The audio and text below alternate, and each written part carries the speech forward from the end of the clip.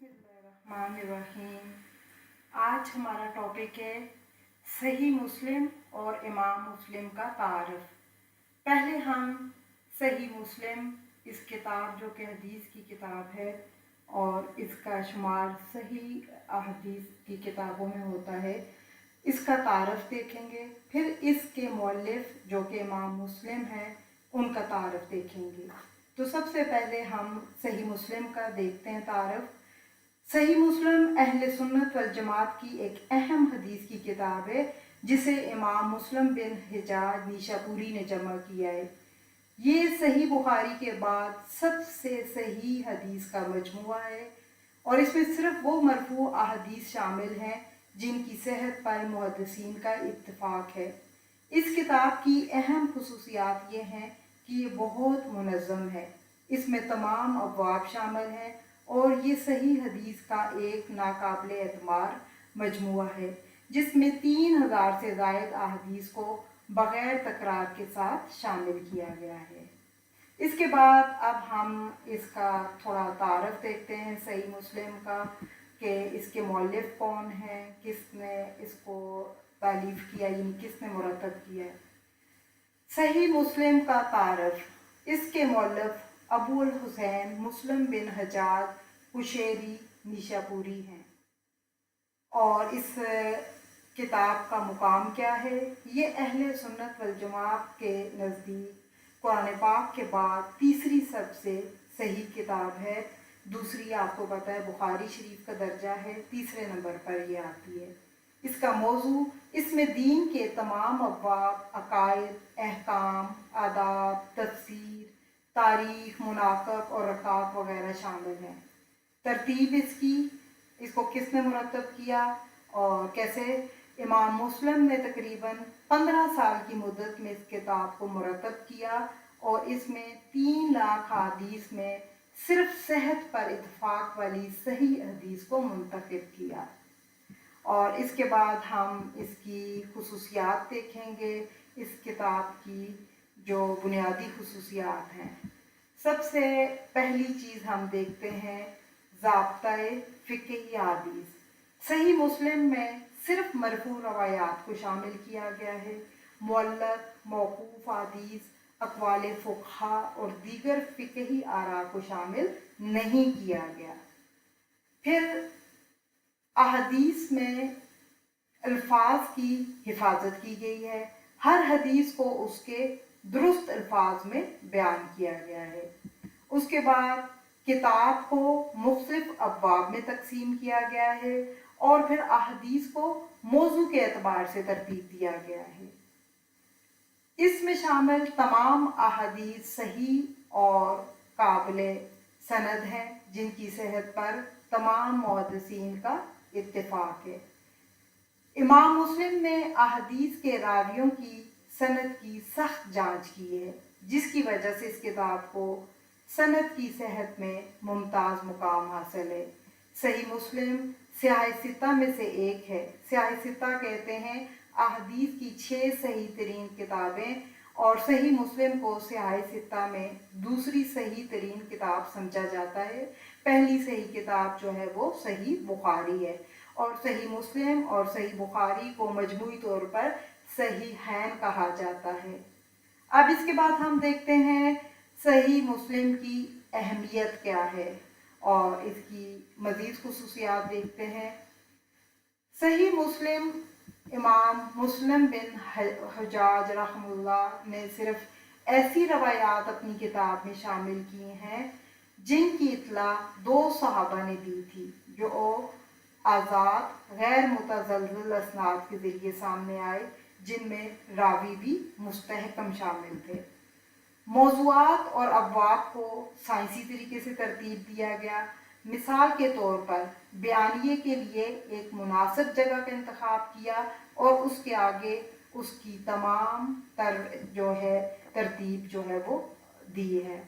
इसके बाद इमाम मुस्लिम रहमतुल्लाह अलैह इस बात पर भी ज़ोर देते थे कि उन्होंने जिन रावियों का जिक्र किया उन्होंने कौन से अल्फाज इस्तेमाल किए, यानी उन्होंने जिक्र किया कि किसी ख़ास हदीस में रावी किस अहमियत से हदीस में الفاظ پر مختلف ہیں، اور وہ مطلع کرتے ہیں کہ اگر راوی کے بارے میں کسی خاص معیار یا کنیت، تعلق یا کوئی بھی حقیقت سے مختلف بات سامنے آتی تو وہ اس پہ ضرور مطلع کرتے۔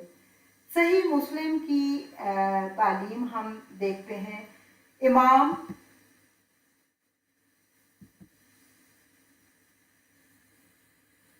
مسلم بن حجاج رحمۃ اللہ نے صحیح مسلم کی تالیف میں 15 سال گزارے۔ انہوں نے 11 سال طلباء کو صحیح مسلم کی تعلیم دی۔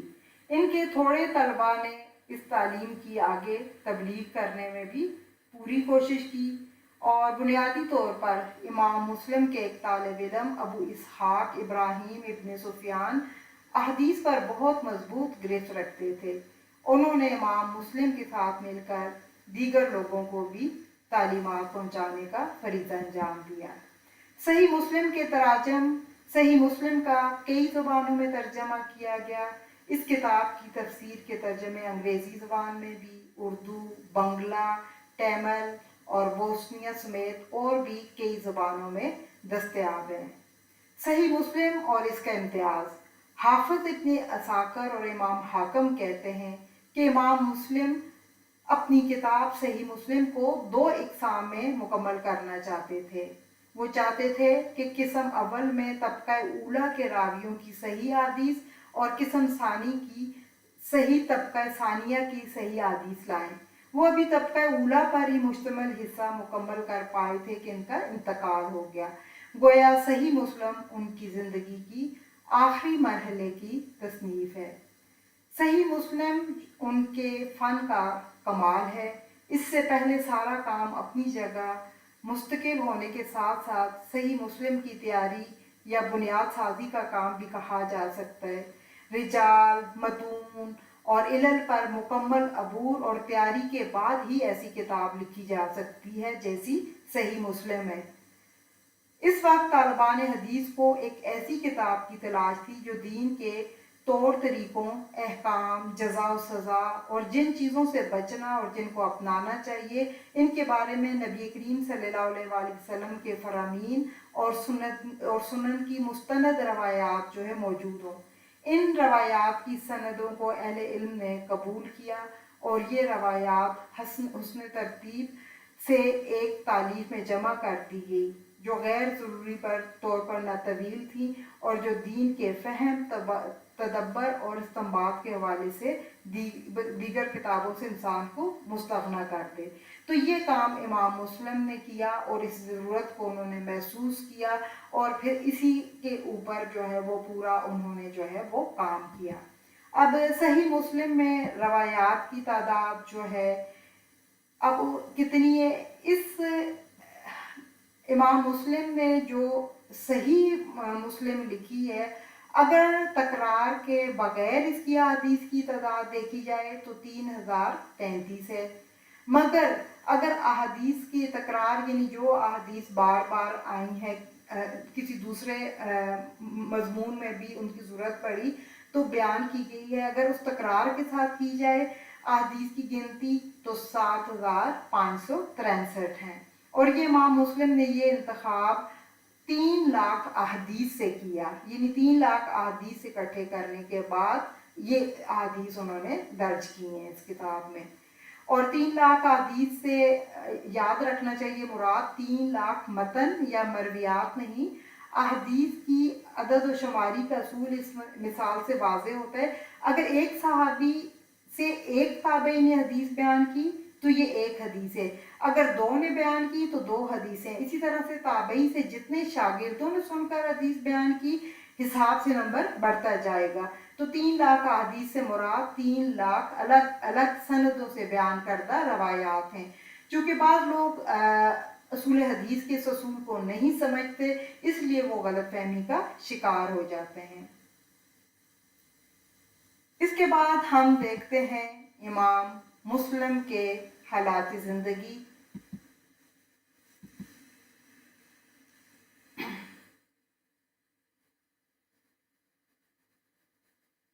امام مسلم نے 3 لاکھ احادیث کا احاطہ کیا جن میں سے انہوں نے 12,000 अहादीस को अपनी किताब में शामिल किया क्योंकि वो मुस्तनद तरीन अहादीस थी और तमाम शराइत पर पूरी उतरती थी।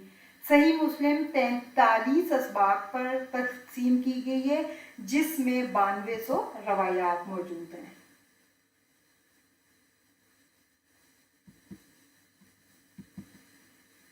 अब हम देखते हैं इमाम मुस्लिम के हालात ज़िंदगी।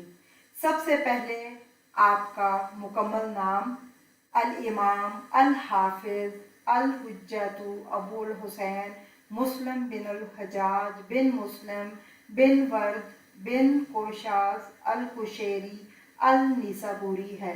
और आपके वलादत के बारे में इख्तलाफ भी पाया जाता है। कुछ के नज़दीक 202 हिजरी, कुछ कहते हैं 204 और ज़्यादातर 206 का कहा जाता है कि आप जो है 206 हिजरी में जो है वो पैदा हुए। इसके बारे में इख्तलाफ पाया जाता है कि सही तारीख कौन सी है, कौन से हिजरी में पैदा हुए। हसूल इल्म का जहाँ तक ताल्लुक है, 18 बरस की उम्र में सबसे पहले हदीस का समा जो है और किताबत उस ज़माने में लाजम और मलज़ूम था। यहया बिन यहया तमीमी से किया। 220 हिजरी में हज किया और मक्का में इमाम मालिक के शागिर्द अब्दुल्ला बिन मुसलमा से अहादीस सुनी और लिखी भी। कूफा में उन्होंने अहमद बिन यूनुस के अलावा उलमा की एक जमात से, फिर हरमैन, अराक, मिस्र से तकरीबन 220 उस्ताद से अहादीस हासिल की। हसूल हदीस का तरीका यही था कि अहादीस असनाद सुनी और साथ लिखी जाती थी। तो इमाम मुस्लिम ने इसी तरह से समा और किताबत साथ साथ किया। अब इनके साथसा कौन कौन से हैं, किन किन से इन्होंने दर्स फैज़ हासिल किया।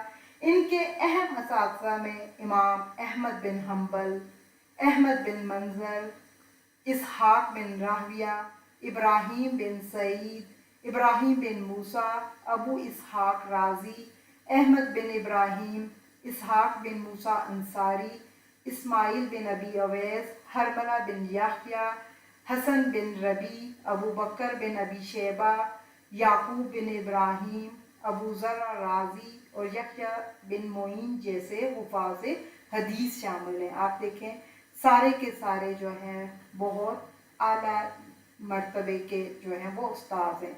रोज़गार के बारे में आता है कि इमाम मुस्लिम रहमतुल्लाह का कुछ कारोबार था जो एक कदीम कस्बे हाम महमश में था और इनकी मुआश का ज़्यादातर इन्हिसार इनकी जागीर पर ही था जो कि नीशापुरी के इलाके में थी, उनके इर्द गिर्द ही जो है वाक़या थी।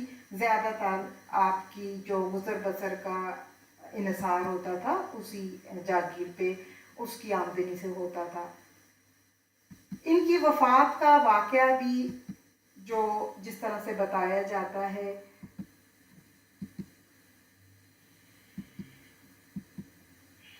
इनकी वफ़ात के बारे में कहा जाता है कि इनका जो वाक़या वफ़ात का है वो तारीख़ बगदाद और सीयर आलामुन नुबला में बयान जो किया गया वो इंतहाई अजीब है। इससे पता चलता है कि फ़न हदीस में इनकी जुस्तजू का क्या आलिम था। इस हदीस में इनका इन्हिमाक किस दर्जे पर पहुँचा हुआ था। अहमद बिन सलमा कहते हैं इमाम मुस्लिम रहमतुल्लाह से इस्तिफ़ादा के लिए एक मजलिस मुनक़्क़द हुई और इसमें इनके सामने एक रवायत का जिक्र आया जो इनको मालूम ना थी। घर वापस आए तो चिराग जलाया और घर वालों से कहा कि इनके कमरे में कोई ना आए। घर वालों ने बताया कि घर में खजूर का एक टोकरा हदिया भेजा गया है। फरमाया ले आओ। वो हदीस की तलाश में मुनहमक हो गए। टोकरा साथ रखा था। बेख्याली के आलम में टोकरे से खजूर का एक एक दाना उठाकर मुंह में डालते रहे। इसी आलम में सुबह होगी। इन्हें हदीस की तफसीलात मिल गईं। उधर टोकरा खाली हो गया। कहा जाता है इसी वजह से इनकी तबीयत बिगड़ गई और इल्म और इरफान का ये सूरज हमेशा के लिए ग़रूब हो गया।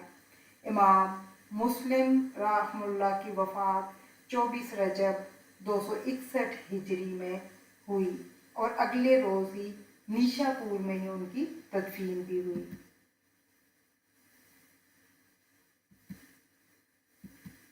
اب ہم دیکھتے ہیں کہ امام مسلم نے صرف صحیح مسلم نہیں لکھی، اس کے علاوہ بھی ان کی بہت سی اہم ترین تصنیفات ہیں، اور ان میں سب سے نمایاں الاسامی والکنی، کتاب الطبقات، کتاب الوحدان، کتاب الافراد، کتاب الاقران، کتاب اولاد الصحابہ، کتاب افراد الشامین، اور کتاب مشائخ و مالک، کتاب مشائخ سوری، کتاب مشائخ شعبہ، کتاب من لیس لہو الا الہ واحد، کتاب المخدرمین، کتاب طبقات التابعین۔ اس کے علاوہ ان کی متون احادیث میں کتاب المسند الکبیر علی الرجال، کتاب الجامع علی الابواب، کتاب المسند صحیح جو کہ عام عرف میں جس کو صحیح مسلم کتاب کہا جاتا ہے، کتاب حدیث عمرو بن شعیب، اور نقل الحدیث میں ان کی کتابیں کتاب التمییز، کتاب العلل، کتاب سوالات احمد بن حنبل، کتاب اوہام المحدثین، اور فقہ الحدیث میں ان کی کتاب الانتقاء بأحد السبع۔ یہ امام مسلم کی اہم ترین کتابوں کے نام ہیں۔ ان کی ساری تصنیفات اس فہرست میں شامل نہیں ہیں، یہ صرف ان کی چند بہت جو زیادہ پڑھی جانے والی کتابیں ہیں ان کا ذکر ہے۔ اس کے بعد ہم دیکھتے ہیں کہ صحیح مسلم اور صحیح بخاری میں دونوں میں کس چیز کا فرق، ان کا موازنہ کرتے ہیں۔ چونکہ امام بخاری اور امام مسلم دونوں ہی ہم عصر تھے، یعنی ایک ہی زمانے کے تھے، دونوں نے فقہی ترتیب پر ہی احادیث کے صحیح مجموعے کی ضرورت کو ایک ہی دور میں محسوس کیا اور اپنا اپنا مجموعہ حدیث مرتب کیا۔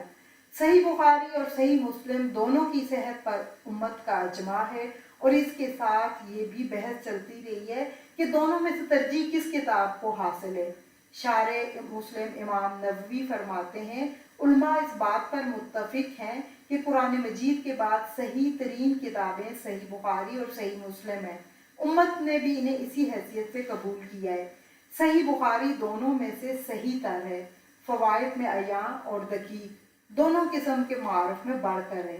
یہ بات بھی درست ہے کہ امام مسلم امام بخاری سے مستفید ہوتے تھے اور کہا کرتے تھے کہ علم حدیث میں ان کی کوئی نظیر موجود نہیں۔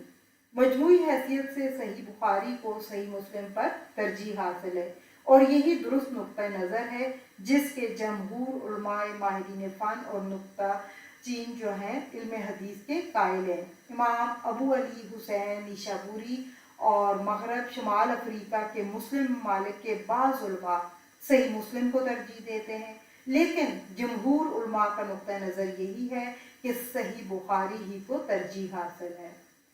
حافظ ابو بکر اسماعیلی رحمہ اللہ نے اپنی کتاب المدخل میں اس بات کو دلائل سے واضح کیا ہے۔ البتہ صحیح مسلم کے بعض امتیازی پہلو ایسے ہیں جو اسی کتاب کے ساتھ خاص ہیں۔ جن لوگوں نے صحیح بخاری پر صحیح مسلم کو ترجیح دی ہے، ان کے پیش نظر یہی امتیازی پہلو ہیں۔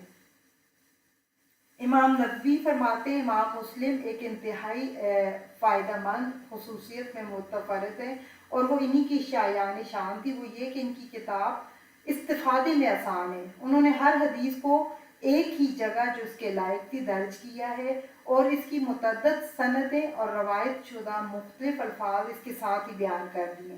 اس سے طالب علم کے لیے حدیث کی تمام صورتوں پر نظر ڈالنا اور ان سے فائدہ اٹھانا آسان ہو گیا ہے۔ اس طریقے سے امام مسلم نے حدیث کے جو طرق سندیں ذکر کیے ہیں ان پر قاری کا اعتماد بڑھ جاتا ہے۔ یہ امام مسلم رحمہ اللہ کا بہت بڑا کارنامہ ہے کہ وہ ایک ہی حدیث کو اپنے ایک استاد کے علاوہ دوسرے استادوں کی سندوں سے بھی بیان کرتے ہیں، پھر ان کے اوپر کی سندوں میں ایک ہی استاد یا متعدد اساتذہ سے بیان کرنے والے ایک یا زیادہ راویوں کی سند بیان کرتے ہیں، اور بالکل اوپر ایک ہی حدیث کو اگر ایک سے زیادہ صحابہ نے روایت کیا ہے تو مختلف سندوں سے بھی روایت کو لے کے آگے آتے ہیں۔ اگر کوئی مطالعہ کرنے والا ایک ہی حدیث لے لے تو امام مسلم کی ذکر کردہ تمام سندوں کو سامنے رکھے تو واضح ہو جاتا ہے کہ امام مسلم نے ایک حدیث کو اپنے ایک استاد اوپر تک اس کے استاد سے روایت کرنے پر اکتفا نہیں کیا، بلکہ وہ ایک ہی استاد سے روایت کرنے والے متعدد لوگوں کے پاس کتابت حدیث کے لیے حاضر ہوئے۔ ایک استاد مختلف اوقات میں روایت کرنے والے ان کے مختلف شاگردوں یعنی تابعین سے الگ الگ وہی حدیث سنی اور اس کی توثیق کی۔ اس طرح انہوں نے واضح کیا کہ جن اساتذہ نے مختلف اوقات میں مختلف لوگوں کے سامنے وہ حدیث بیان کی اور ہمیشہ ایک ہی جیسے الفاظ سے بیان کرتے رہے، وہ حقیقت میں حفظ و اعتقان کے اعتبار سے انتہائی قابل اعتماد ہے اور ان کی بیان کردہ روایت صحیح ہے۔ انہوں نے اپنے اساتذہ سے اوپر کی اسناد کی بھی اسی طرح مختلف بیان کرنے والی روایات کے ذریعے سے توثیق کی، حتیٰ کہ اکثر اوقات نبی کریم صلی اللہ علیہ وآلہ وسلم سے بیان کرنے والے مختلف صحابہ کی روایات ان کے اپنے اپنے شاگردوں سے اکٹھی کر کے ان کو بطور شواہد پیش کیا، ان میں سے ہر ایک کے لیے مطابعات پیش کی اور ایک دوسرے سے توثیق کی، اور جو احادیث ہر اعتبار سے ضبط میں مکمل تھے انہی کا انتخاب کیا۔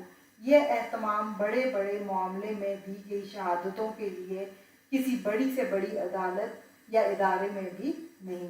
اگر حدیث کے الفاظ یا سند میں کوئی انتہائی بھی معمولی فرق ہوتا، جیسے حدثنا اور اخبرنا کا فرق، تو انہوں نے اس کو بھی محفوظ کیا، متن میں انتہائی معمولی کمی بیشی کو بھی ذکر کیا۔ اس طرح صحیح مسلم احادیث رسول اللہ صلی اللہ علیہ وسلم کا ایک ایسا مجموعہ بن گیا جو اسناد اور متون کے باہمی موازنے اور توثیق کا بے مثال عملی نمونہ ہے۔ اللہ تعالیٰ ان کو اس کارنامے پہ اور امت مسلمہ کے لیے جو وہ ایک علم کا سمندر چھوڑ کے گئے بہترین جزا دے اور ہمیں اس پر عمل کرنے والا بنا دے، آمین یا رب العالمین۔